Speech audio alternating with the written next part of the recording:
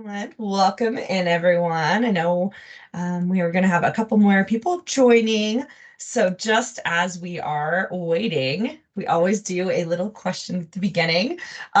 Two questions today. One, do you prefer themed Christmas trees or traditional Christmas trees? And if you prefer themes, what has been the best theme you've seen, whether that's one you've done or one that you have seen done? Uh, I myself am a theme all the way and very excited. I did a Taylor Swift album theme tree a couple years back. That has been my all-time fave so far. Um, Tacky homemade ornaments all the way. Yes, there's something about it that is just traditional. There is something too about real trees that is very nice to see. I like it. Oh, the homemade ornaments. It's always fun. Um, yeah, just a lot of fun things that you see done, different ways to do it. We'll give it just about another minute as we have more people joining in, but would love to hear if you prefer themed or traditional trees, and then if theme, what is the best one you've seen done? Nice. Aw, I love that. Oh, that would be such a fun craft idea, DIY of letting kids decorate the tree. Oh, a candy tree. I'm all about that. Sign me up. What's the address? Where can I find this? That's amazing. Excellent. Well, we'll give people just continue to add that here in the chat, a sentimental theme tree and grab ornaments. I have friends that do that, and I like that of that kind of being the travel item that you pick up to document your journeys. It's cute. Come to Mississippi. I mean, okay, done. Hops on Google Flights. Gonna need some time off, Karen. Excellent. Well, we will go ahead and get started.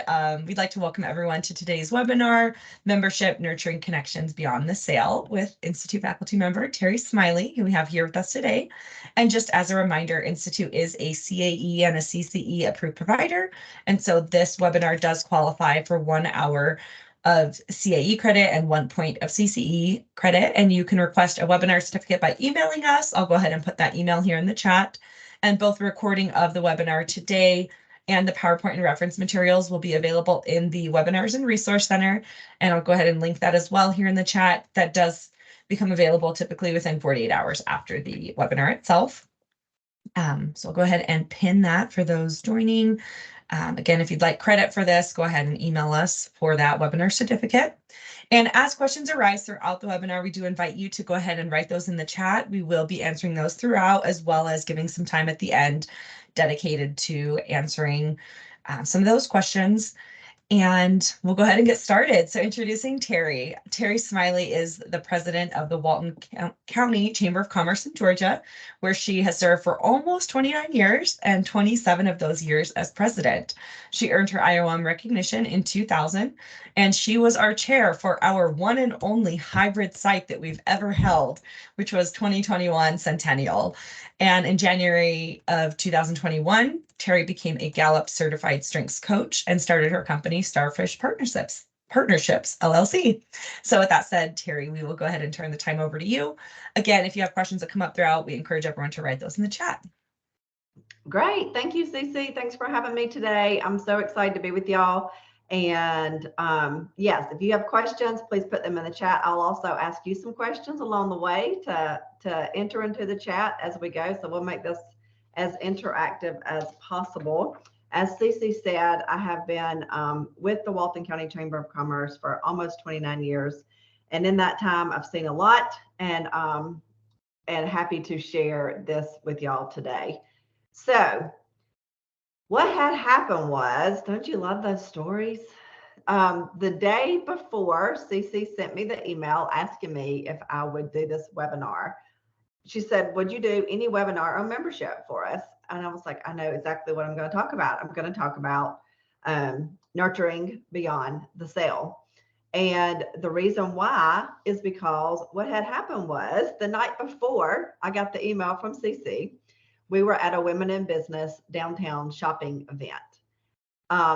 In the middle of the event, a board member and an ambassador came running to me and said, oh, you have to go talk to these people. You have to go talk to these people. We were just talking to the new business downtown, which is the Loft Wine Bar. And we've been wanting to talk to them. And we have not had a chance to get there as a staff. We lost our membership director in September, which you'll hear more about in a minute. But anyway, she said, we were talking to her and she said, we said, you should join the chamber. And she said, I'm not joining the chamber until the chamber helps my daughter. And they proceeded to say, what happened with your daughter? She said she joined the chamber in January. She hasn't heard anything since. Of course, you can imagine. I'm sitting there with my mouth open, as some of you may be as well right now. But what had really happened was, there's always another side of the story, right? She actually joined the chamber in July. And upon looking further into it, there were some conversations between her and my membership person, who again had left the chamber in September. But and the last conversation was in September, which was asking for a ribbon cutting date for November. And she wanted her and her mom to do the ribbon cutting together. We sent back some date options and never heard back from the daughter. However, what are we taught from the beginning? Because the customer's always right. And so her what had happened story, even though it looked different than our what had really happened story, was reality to her, and that's what it was. So what can we do better to nurture the membership relationship, that business relationship after the sale? That's what we're going to be talking about today. And I really believe that there are 3 R's to membership, and it is recruitment, relationship, and retention. And if you get the middle relationship part right, the retention will come. You won't have to worry about the retention. So we're going to just dive right in and get started. So we're going to talk about a successful post-sale journey. So the first thing we're going to talk about is the importance of the membership itself. It is not just transactional, y'all. It can't be just for the staff member that's selling memberships to get a commission check, to get a paycheck. It has to be about the business. It has to be about the member and really wanting to help them grow and thrive and be part of your organization. It is an investment. It's an investment from that business, and they expect a return, just like we expect returns on any investment that we make, whether that's the stock market or the gym or whatever that may be. As chambers or in your association, I know that you provide a wealth of resources and networking opportunities, advocacy, valuable tools, and more. How do you best articulate this to the business about how they can really benefit from the resources that we all provide? How can they get the most ROI? How can they get the most return on that investment that they made? So it is beyond the sale. It only begins with the sale. It only begins with the actual transaction. How do we cultivate that long-term relationship? What we really need to work towards is that cultivation. Studies show that businesses with strong, lasting connections experience higher customer retention rates, increased referrals, and a more resilient business. And there isn't another organization in the community that can do that better than we can as chambers. So I wholeheartedly believe that, and it's just making sure that we're doing our part. So it's about building that lasting connection. How do we build lasting connections?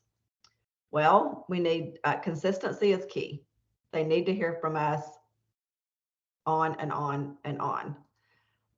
Regular communication, personalized interactions with them. We need to create a member-centric organization. And by that, what I mean is we need to have an organizational mindset that places the needs, preferences, and satisfaction of the member at the center of all decision-making and operations. It is really prioritizing that well-being and success of the chamber member business in all activities and initiatives that we look into doing as a chamber. So understanding member needs. How do we know what they need? All of our members are diverse, and so are their needs. Their needs are just as diverse as what they are. So how do we know what our members need? Well, it's quite simple. We ask them, right? So it's one-to-one meetings at the time of the sale and beyond. And after that, it's surveys. And then staff should also stay up to date on industry trends. And you do that just like where you are right now on this webinar, attending IOM. You do that through your state associations as well. So staff has to stay updated on what's going on. If you'll put, why don't you put some stuff in the chat? What's the best question that you've asked a member? Somebody just add some stuff in the chat. What's a question that you've asked a member? Tell me, I'll give you a couple to think about while y'all are putting some in the chat.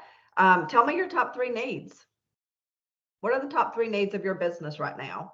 And then, you know, what's really good is if you have something that your chamber does that can fulfill one of those needs, and you tell them about how you can do that. What is your top challenge right now? If the chamber could provide you any one service, what would that be and why? So really dive in. These are some great questions. What is your biggest member benefit? What business expenses can I help you save money on? What is the ultimate goal in joining? That's right. What do you value most that we offer?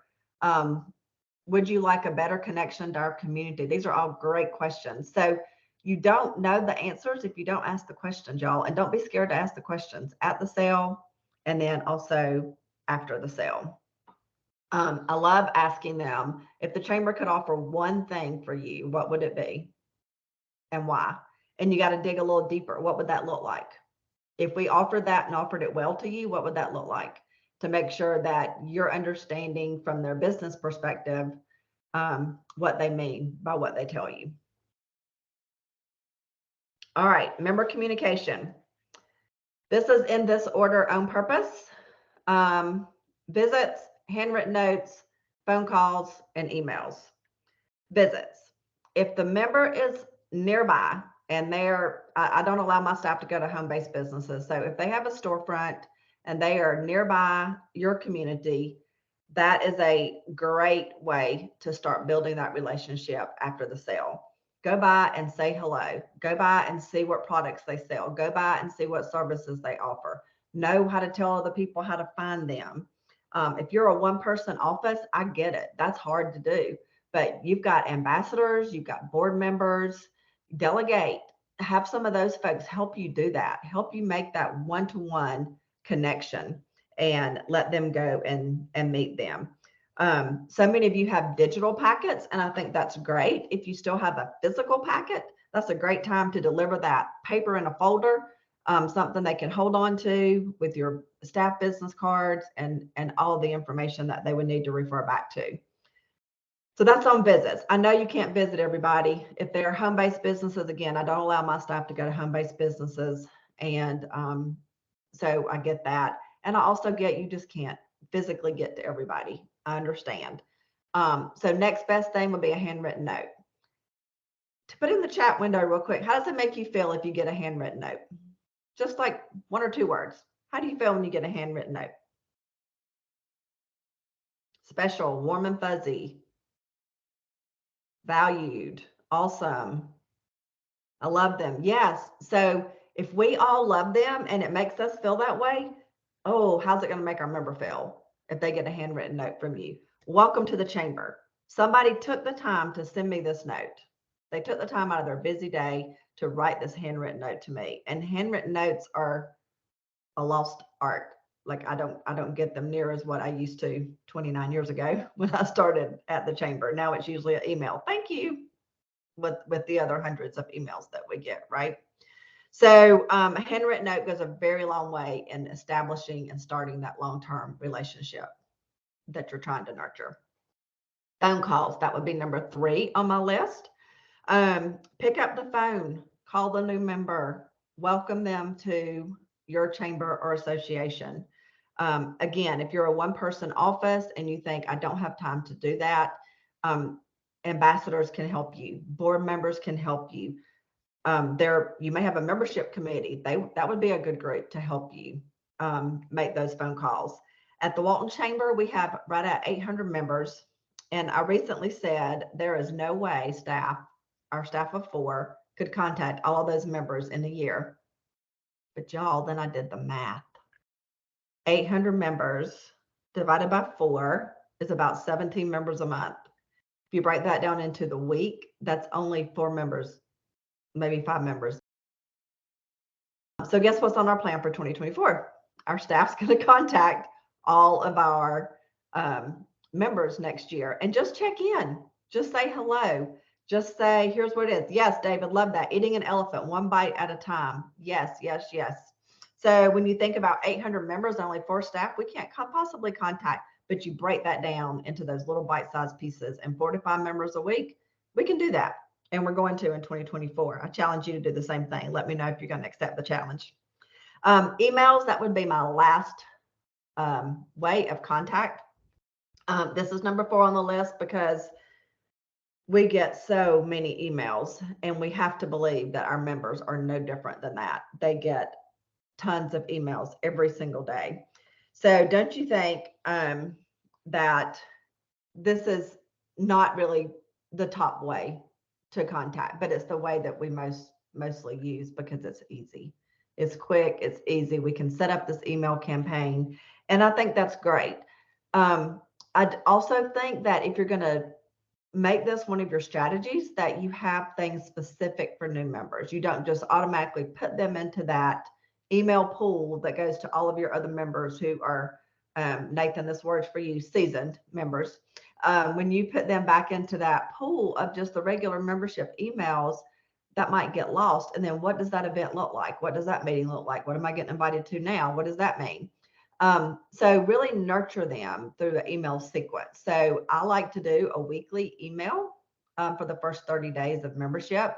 And we're going to talk about leveraging technology in a minute, but those don't all have to be typed out emails. Some of it can be some more fun video content type emails, which we'll talk about when we talk about leveraging technology.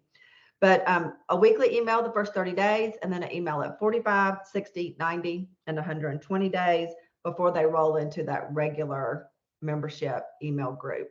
So what would you possibly cover in all of those emails to that new member?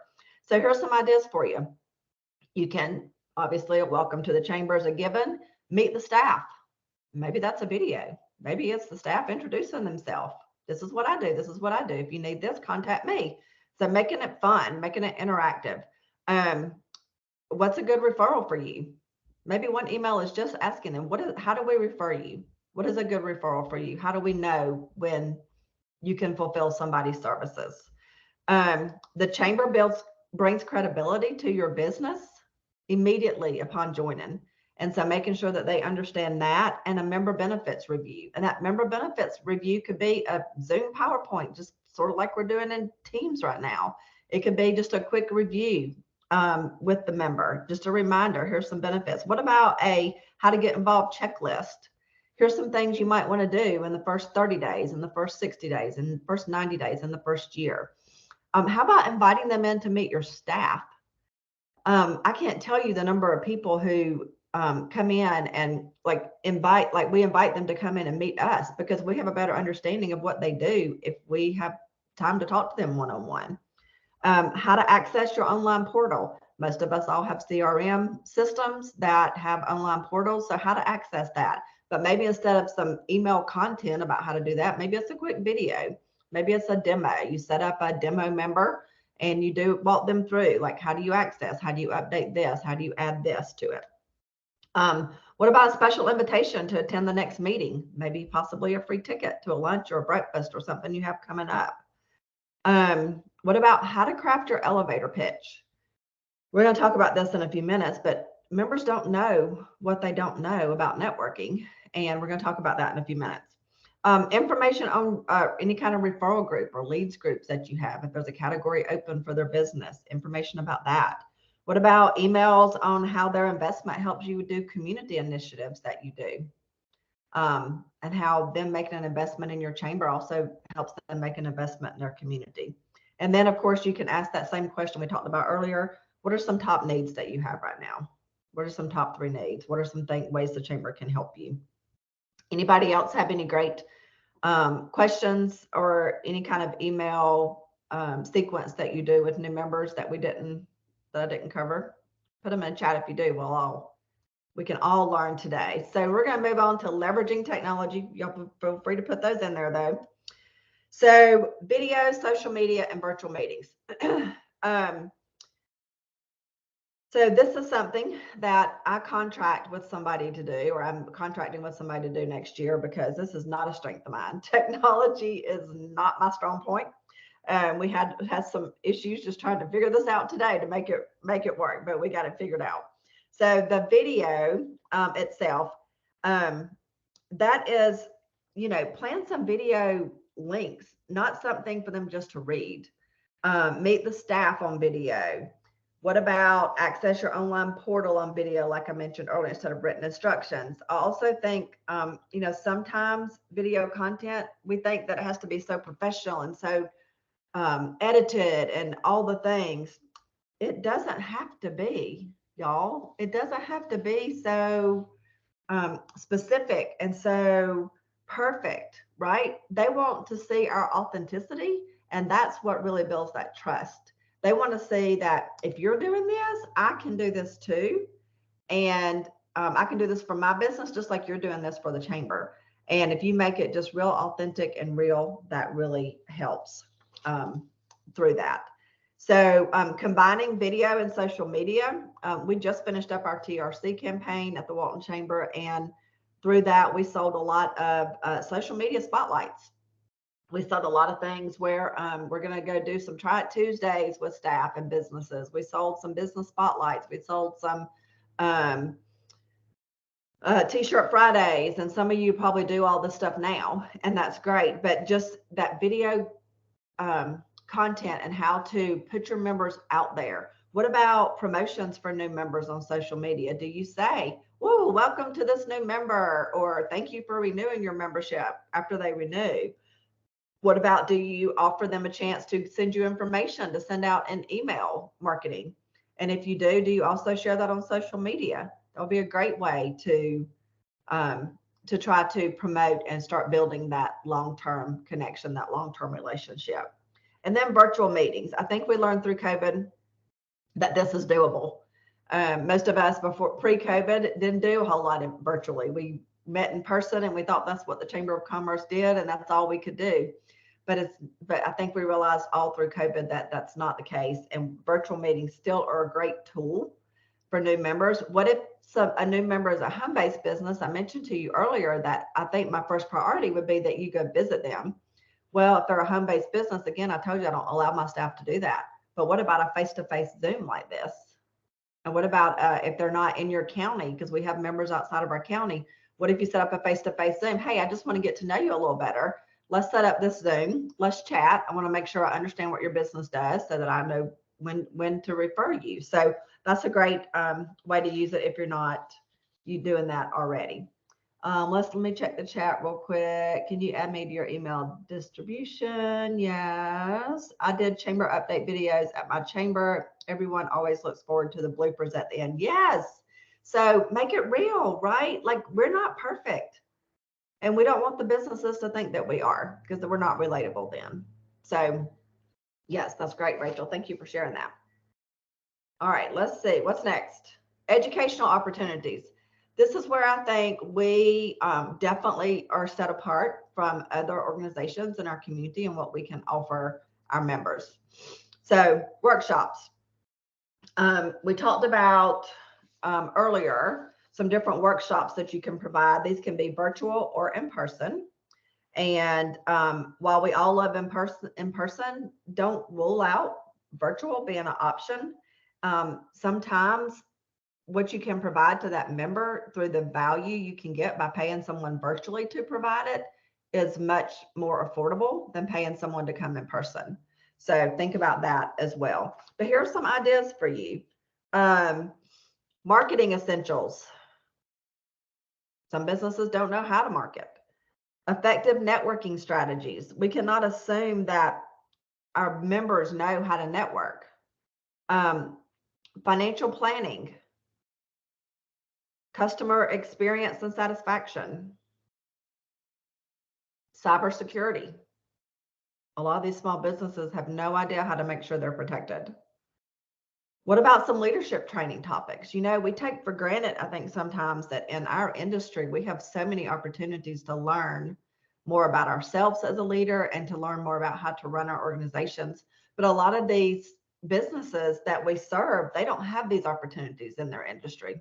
They don't have the opportunity to learn about effective communication or time management or team building or any of those types of leadership topics that we get the opportunity to learn. So I think teaching them what we have learned through our role and what we do is a great opportunity to stand apart from other organizations and really build that long-term lasting relationship. If they can come to you to get that, then that's invaluable to them. What about e-commerce and online sales? How many of your members would love to do that, but they just don't know how? And I'm not saying that y'all have to teach all this. There are people in your communities. There are businesses that are already doing these things really well. So it's reaching out to them, having them teach for you. What about work-life balance? Chamber people don't have a problem with that, right? We feel like we're owned 24/7. And so, but having some work-life balance workshops for your businesses is a great way too. David, thank you. Yes, great. Yeah. If there are some other topics, please put them in the meeting chat. If y'all could think of some other things we could teach through to teach our members, our businesses, that would be great. So stick them in the chat. So these are all great for small businesses. Don't forget about your larger businesses too, though. What about reaching out to your larger businesses and making sure they know that their frontline supervisors could benefit from some of this leadership training? I do some work through Starfish Partnerships with some corporate companies, and they're promoted to leadership positions. Those frontline supervisors, they're promoted because they did a good job at production, not because they do a good job or they know how to manage people or they know how to coach people or they know how to be a leader. And so being able to offer that to those frontline workers is a great way to give back to some of the larger companies as well. Summits or conferences. Just put in the chat window, yes or no. Do you do a summit or a conference for businesses or women in business or any segment of your membership? Just put yes or no. Rachel says yes, yes. Okay, good. We got a lot of yeses. Y'all, this is a great, if you're not doing this now, it's okay. We haven't been doing it that long actually, but it really is a great value. It could be half a day, it could be full day. You can bring in different speakers. You can be one of the speakers to teach them. You can bring in free speakers. So it doesn't have to really cost you a lot of money, but it really can bring great value. Again, most of our members don't have the opportunity to go to any type of conference to learn any of these things. So anything you can bring to that table is invaluable for them. So for our business summit, we brought in 2 keynotes last year on communication and then on building the life that you want. And then we had representatives from Meta come and do some training, like how to make a reel, how to leverage Instagram for business growth. So those are some great opportunities. I see now we're adding business. We have one for our young professionals group. Yes, by the Diversity Council. That's great. Our women in business. Well, one thing we did for their conference is we had a women's success panel. It was local people. We just came up with some questions that we'd like to know the answers to. We asked them, on the panelists, the questions, and it was so great to hear their information for these new entrepreneurs. So that's another simple, easy thing you could do for your members. Talking about burnout and how to refresh and recharge. I mean, those are great topics as well that anybody could benefit from. Lunch and learns.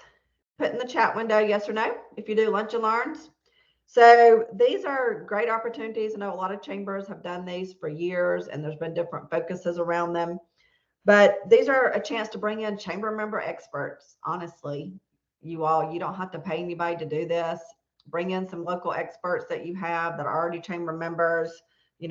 Make sure that they know this is not a sales pitch for their company. This is information to provide to your members. So you can also bring in outside speakers, of course, but you have a lot of experience in your own community of successful entrepreneurs who have already figured it out and who would love to share and help see other businesses be successful as well. And then if you think about your larger employers, because I know sometimes it's really easy for us to go, oh, small business, we can do this, we can do this, we can do this. But when we have our larger employers, what can we provide for them? What if you had a lunch and learn with the mayors or the county commission chairman or senators, representatives? Your larger employers would love to meet with them at a round table and have some discussion with them. So those are some options for the larger employers. You could also look at bringing speakers in. Like they still have to hire and fire. So maybe they want to bring their HR folks in for a hiring and firing workshop, how to do that properly and make sure they're not missing the boat. And you have several attorneys who would love to be in front of that group who would be willing to do those for you. Any of these educational opportunities will bring value, especially to your small businesses, and just really start nurturing that long-term relationship. Somebody's saying, yes, monthly lunch and learns for our members. We're currently working on SBA and Small Business Basics Lunch and Learn. Yeah, that's great. So several opportunities in this education area. Anybody have any questions? I'm just rolling right on through. We can save questions to the end if y'all want to. All right, recognition and yes, employment law. Yeah, great topic. We have a local attorney who will get in front of them anytime I let them, honestly, to talk about employment law. So, all right, recognition and appreciation. How do you recognize your members? I touched on this somewhat when we talked about technology, making sure that you're like promoting new members, promoting members as they renew. It's a great, easy way to say thank you. We appreciate your membership, and giving them a little plug, a little tag on social media. So weekly, monthly, quarterly recognition programs. I've seen people do it all kinds of ways. We actually have a quarter member of the month that we present at a luncheon. And then those quarterly winners are eligible for the Member of the Year award that we give at our annual banquet. I'm gonna give a shout out. I don't know if they're on the call or not, but the Barrow County Chamber in Georgia, they do a weekly Business of the Week. Kudos to them. I don't know how they pull off a weekly, but they do. And they have a sign that kind of rotates and goes, like a yard sign that rotates and goes like, this is the Member of the Week or Business of the Week. And then they put that in their yard for the week. So think about ways you can recognize your members for great things that they're doing, for outstanding things that are happening, and ways to do that. So appreciation programs and events. What do you do to say thank you? Anybody do anything currently to say thank you? Let's start a chat run, and I'll start rattling off some things, some ideas. So some of you have probably heard of, we're just popping in to say we appreciate you, right? You deliver a bag of popcorn to your members. That's a great way. They pop the popcorn, they all enjoy it, they love it. Deliver M&Ms to your members. Your membership matters to us. Have a snack on us, kind of thing. Deliver mints to your members. We appreciate your commitment to your business, the chamber, and your community. So there's all kind of little gimmick things you can do to say thank you. And then now I'm just going to tell y'all from a staff standpoint, putting it together takes time. It's not just the time of putting what you're going to deliver together, but it's the time of sorting out where everybody is located and how you're going to deliver, and who, and getting ambassadors or board members and staff, whoever you're going to get to help make those deliveries, and putting them into areas where it makes sense for them to be delivering to those types of members. It definitely takes staff time, but I will tell you, it really nurtures that relationship. It really does make an impact on the members. I still have people talking about, one year we did, this has been several years ago, we did, we call it popping in, but we popped in on Halloween. We did it on Halloween Day. Our volunteers really got into it, really dressed up, and delivered treat bags, little small Halloween treat bags to the companies, and just said, it's a real treat to have you as a member. And so they delivered these bags. I still have people talking about it. We had some that made up songs they would sing when they got there. They had a lot of fun with it. And it gives your ambassadors and your board members and whomever's helping deliver a chance to get into that business as well. And then awards. I know that chambers do this all over the place. I'm just going to give you a few things, but basically, a lot of people, some people do it separate from your annual banquet. Some people do it at the annual banquet. It's kind of all over the place now, but Woman of the Year, Member of the Year, Public Servant of the Year, Citizen of the Year, Industry of the Year, Ambassador of the Year. There's 50 million more options, I'm sure. Small business, medium business, large business. So think about what would work in your community and just give some sort of recognition. It can be a participation certificate. It can be a nice award. I think people don't appreciate plaques. I'm just going to go on a limb and say that. What we used to have a saying in the chamber world, I don't know if some of y'all have been here for a while, whack 'em and plaque 'em. It's like not good, right? Just sounds terrible. But so we started doing nicer awards, right? People want something they can sit on a shelf versus a plaque to hang on the wall. So I encourage you to think about that and think about some ways you can upgrade your awards if you are still doing plaques. Collaboration and networking. So we're going to talk about this some more. So collaborative networking. Platforms for networking. What platforms do you offer your businesses for networking? Share networking knowledge. Quality over quantity. Now, I'm just going to tell y'all, I hate the word networking. I don't like it. I don't think people know how to do it well. I think people do it to see how many people they can meet versus really making quality, meaningful connections. And so that's why I'm not a big fan of the word networking. But I tell people it's teaching your members. So it's offering platforms for networking because that's why some people join. Let's face it, like some people want to join because they want to meet so-and-so. And so that's why some people join the chamber. So what platforms do you offer for networking? Business after hours, right? Is kind of a given. Coffee and commerce or coffee and connection or lunch and learn, you still might offer networking or leads groups or referral groups, or there's all kinds of ways that you can offer opportunities to network. Deeper connections for networking that I feel like chambers do a better job at are those leads groups, leadership program groups, board. Your board should really build a stronger network than just surface related. Sharing networking knowledge. So I think this is important for us as staff. We need to teach members that it's not net sitting, it is networking. If you go to a luncheon or you go to a chamber meeting and you sit with the people that you already know, and then you tell me you didn't meet anybody new, I have a hard time feeling bad for you, right? Because you can't, if your goal to come to the luncheon was to meet new people, don't sit with people you already know. Sit with people that you don't know. But we're guilty of it. Like you think about when you go to your conferences, who do you sit with? You sit with the people you already know, right? So we're guilty of it, but it's really teaching our members how to be better at networking. It's teaching them that if they really want to grow their business, it's about building that stronger connection. It's about setting that goal before you get there of how many connections do I want to make? And it's about quality over quantity. It's not about trying to meet 50 people, right? It's what are the 2 to 3 people I can meet that I really can build a strong connection with and that I can refer their business and they can refer mine. And it's reciprocal. It's not all about you. Networking can't be all about you getting what you want. You've got to be willing to give as well. And so it's really teaching your members that and helping them to understand that that's an important piece of the puzzle.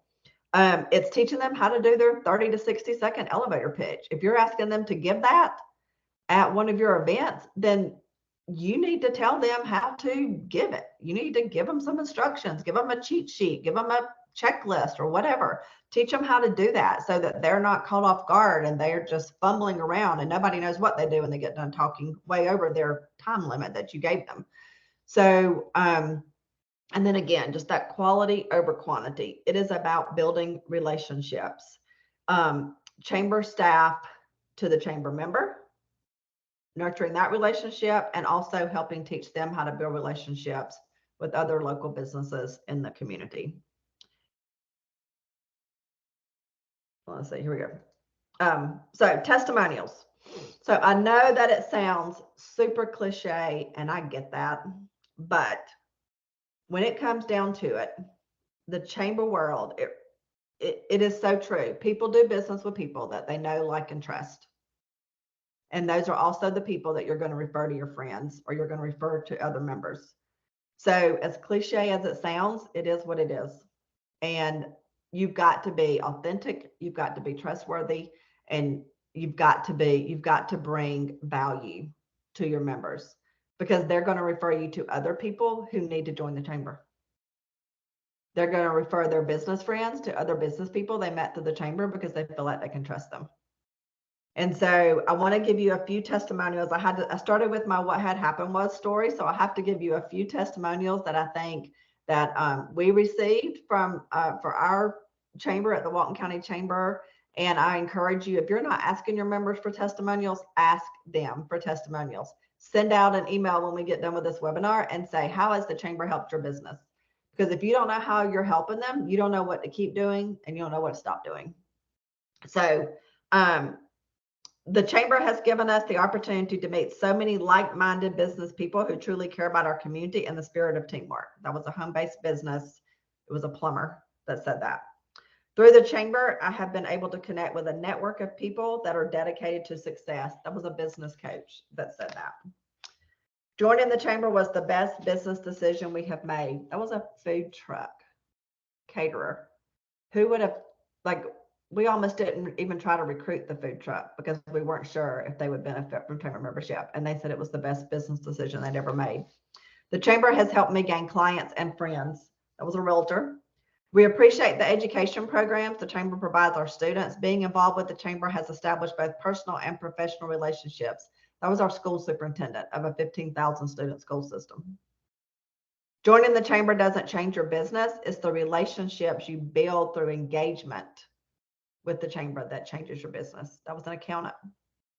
The relationships I have built through the chamber are invaluable to my business. That was a mortgage person. Joining the chamber was the single best decision I made when opening my business. That was an attorney. Wow, when I checked my Google Analytics, 75% of the people that come to my website got there from the chamber's website. So they linked from the chamber's website. That was a small-based entrepreneur, home-based business.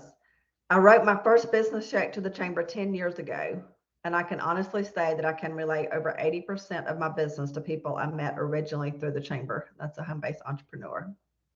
So these are all feel-good testimonials. This is what keeps staff want to keeping on, right? It's what keeps us wanting to do more, wanting to help more businesses, wanting to get more testimonials like this, wanting to really, really bring that value to the member, really nurture that relationship after the sale, so that when it's time to renew, they're not thinking twice about writing that check to you for renewal, because they feel like you've brought them value. They feel like you truly care about their business, and you care about what happens to their business. So what are some next steps? Let's take these different areas of membership building that I review with you today. Let's think about ways to implement some of the tips to better nurture relationships after the sale. This is my contact information if you want to grab a picture of that. But I think y'all also will have all this as well. And I want to open it up for questions. So I guess probably the easiest way is to put them in the chat, and then I will answer them as we get them. We have about 15 minutes left for questions.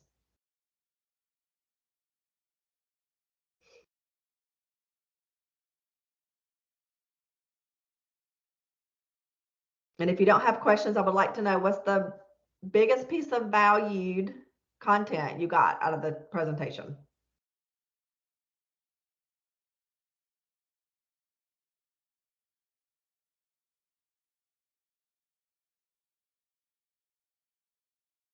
For Lunch and Learns, does anyone do them virtually? My association is nationwide. Okay, Suzanne, I have not done them virtually, but I think they would work fine virtually. I think you just tell everybody brown bag it bring your lunch to work that day and let's have a lunch and learn. And then you just invite speakers, put them in speaker presentation mode, just like we're doing here today. And I think it would work out great.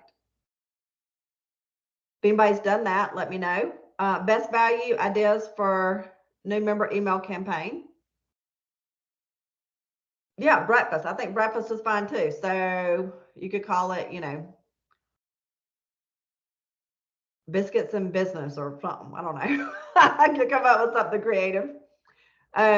Melissa says, I came in late, but I appreciate any and all information. We are a staff of 2, one of which is a part-timer. So any ideas are greatly appreciated. Yes, Melissa, I think that's where you have to really ask and delegate to your board and ambassadors. Really, don't be afraid to say, hey, I need your help.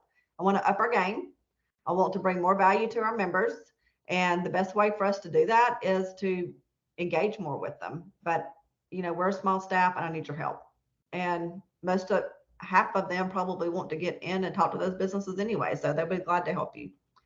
My association is regional. We also do ours virtual. Good, Rachel. So maybe y'all can connect. You and Suzanne might connect. Should entire staff sign the thank you cards or signed by membership director? At our office, we do the whole staff. I think it could work either way. I think that just that handwritten note is the important part versus who signed it. But I think it's great if everybody can sign it. We have done a sales training virtually. It was for the whole month, just one day a week. We had a great turnout with many members who would normally never attend. Yeah. So good point, Shelby. I'm glad you said that. So you have I don't know about y'all, but we have a lot of mom and pop shops. They're retail shops. They're not coming to anything at lunchtime because they are hoping people are coming in to ring their cash registers at lunch, right? So the best time to catch them would be 8:30 to 10 because most of those retail stores open at 10. So offering something in the morning, virtual or in person, I think is a great option to reach some of those small business retail members. Our board of directors and staff sign our thank yous. That's good. Anybody else have any questions? Nothing's too random or crazy. So ask why you got me and other people on the chat window.